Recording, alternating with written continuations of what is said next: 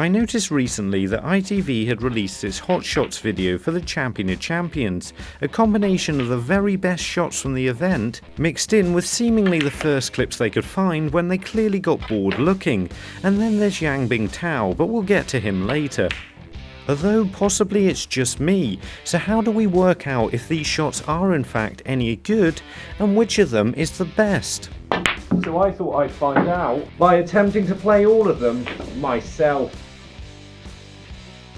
Okay, this is how it works. I'm going to attempt to play all of these shots in the fewest possible attempts, so we can work out a winner. But we're going to start with Stephen Maguire, attempting a shot that's anything but straightforward.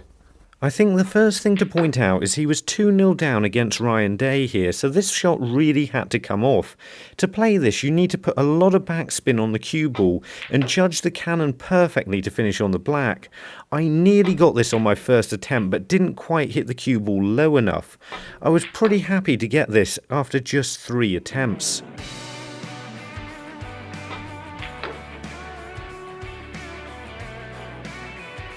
With all of these shots, you have to take into account the situation in a game and the pressure a player might be under to get it right.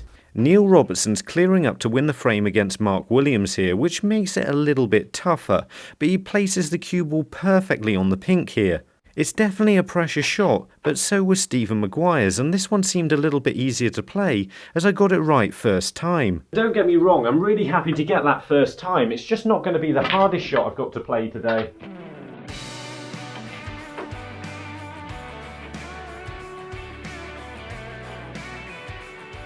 This shot from David Gilbert really isn't straightforward. There doesn't appear to be much to do here, just pot the red, and that turns out to be right, although it's a really difficult pot from under the cushion here. It requires really straight cueing because of the acute angle, although it's going to be marked down slightly because the frame was already over. I was still happy to get it in 2 attempts though.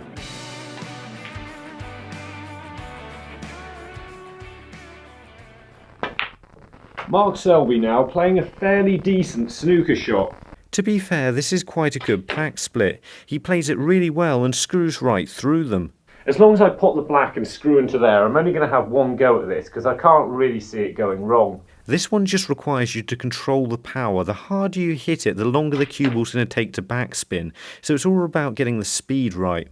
I didn't get into it as well as I would have liked, so it's a bit awkward over the top of this red, but yeah, I'm not really sure why they chose that. Next up, however, we've got a lot better choice. Mark skillfully plays one red off another here. He might have even been going for the plant into the other middle pocket and thought he'd got a chance of making both. To play the first red into the middle pocket, I need to hit exactly the right amount of the second, which is never exactly easy. The reason I don't like having these shots in the video is I never know if I'm playing them wrong or if I just haven't set them up right. And as it turned out, I probably hadn't set them up perfectly, but I managed to play my way round that in the end.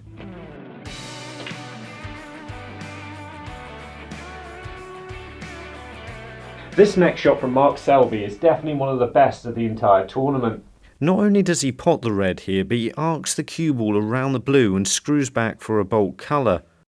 This shot works because you're digging down off the bolt cushion a little bit, which makes the cue ball bounce and delays the backspin, and this should allow you to arc around the blue if you get anywhere near the pot, which really isn't easy.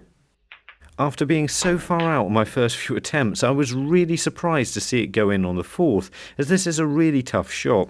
Well, I'm pretty happy with that, and as it turns out, I actually overscrewed it.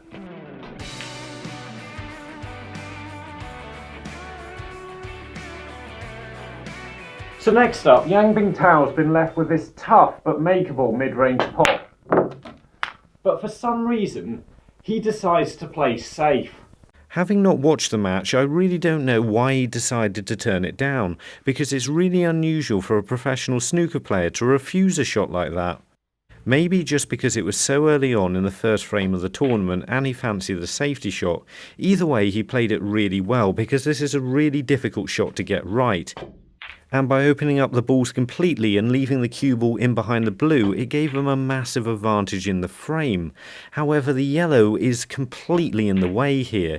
You have to get incredibly close to it to get behind the blue, and if you manage to do that, as you can see a few times, I actually ended up in the pocket, which was a bit frustrating. Especially as every time I played one of these shots wrong, there were a lot of balls to put back each time. I got really close on my 6th attempt, and my 7th looked even closer, but had I got the snooker, had I got the cue ball tight in behind the blue.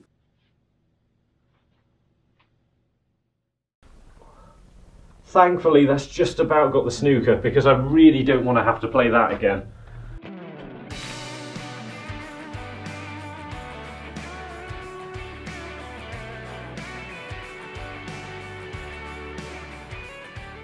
It's alright because we've got a Ronnie O'Sullivan shot next after we find Daniel, who's from Brasilia in Brazil.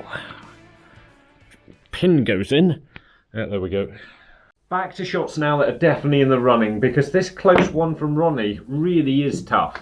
And he looked completely out of position right up against this red, but he manages somehow to cut it into the green pocket.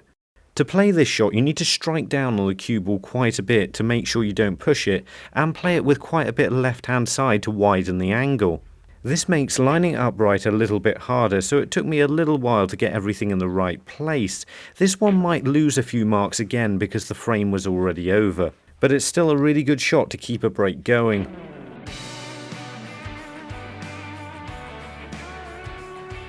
Another shot from Ronnie O'Sullivan now, and this one's a bit more of a weird choice. I'll explain why. To start off with, this is a really good pot, and the cannon on the red manages to leave him perfectly on the black. I managed to pot this red first time, however I don't quite judge the cannon right, and they're nowhere near in position. And to prove how hard it is on my second attempt, I missed the red altogether. I've missed the red there, but I genuinely think Ronnie was trying to get back safe with this one. After playing this a few times, it was clear that Ronnie was trying to screw the cue ball in between the small gap between the black and the red, and that would got the cue ball nicely back to bulk.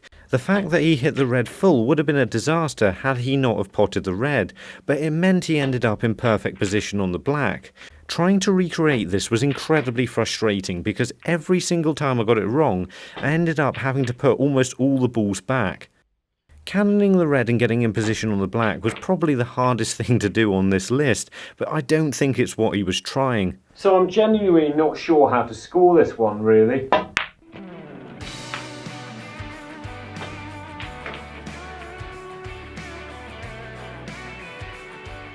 Ten shots into the video, we've finally got a Judd Trump shot. And it's a good one. The pink and black are out of commission here, so he needs to go back for either the blue or the bulk colours. But the shot itself isn't exactly straight. To get the cue ball back into that area, I'm going to have to play it with a lot of right-hand side, which makes the pot incredibly missable. After my first two wayward attempts, I was a little bit surprised to see it go in perfectly on the third, although I didn't quite realise how much I underhit it. Well, I'm nicely on the blue, but as it turns out, I didn't quite come back as far as I would have liked.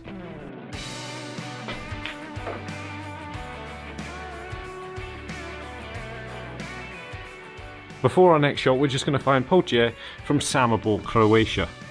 Got lost a bit there. There it is. Once again, John Higgins got to the final of this one, so he must have played a double at some point. This one looks fairly good. Not only does he get the double here, he cannons the pink on perfectly. When I went to play it, I actually discovered the double was a little bit easier than I was expecting. It was just a perfectly natural angle, so I ended up getting this shot pretty quickly.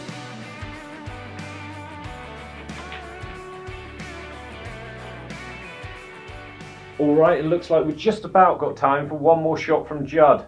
At this point in the final, Judd was being completely outplayed and needed to get in quickly, and this red gave him that chance. Again, this is one of the shots that might lose marks, not because he'd already won the frame this time, but because he was playing as a shot to nothing, and it was more of a speculative effort. However, because it did go in, it greatly improved his chances in the match. To play this one, you need to screw the cue ball with a lot of backspin and right-hand side, and that'll ping the cue ball back towards the green. As long as you get fairly close with the pot, it'll rattle and stay at this end of the table.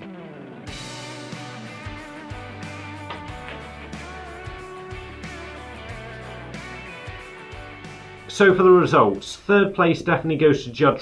He had a difficult screw shot, and not only did he screw it back, he also played it with right hand side to spin the cue ball off the side cushion.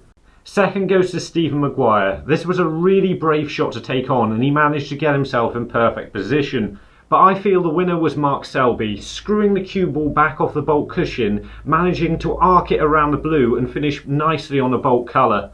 But if I had to give out an award for the most awkward shot to recreate, it would definitely go to Yang Bingtao. Make no mistakes, this was a really good snooker, but I have so many questions about why he played it like this in the first place. In the end, the majority of these shots were good picks, but as I suspected, quite a few of these shots were a little bit weaker. Maybe trying to pick 12 shots out of this tournament was a little bit ambitious, although I found this shot from John Higgins that wasn't included on the first match I looked for, so it couldn't have been that difficult. Either way, if you want to see me trying to recreate the best shots from past tournaments, have a look at these two. And remember, don't just watch, play, and make the commitment to becoming a better player by subscribing to the channel and visit the website. See you later.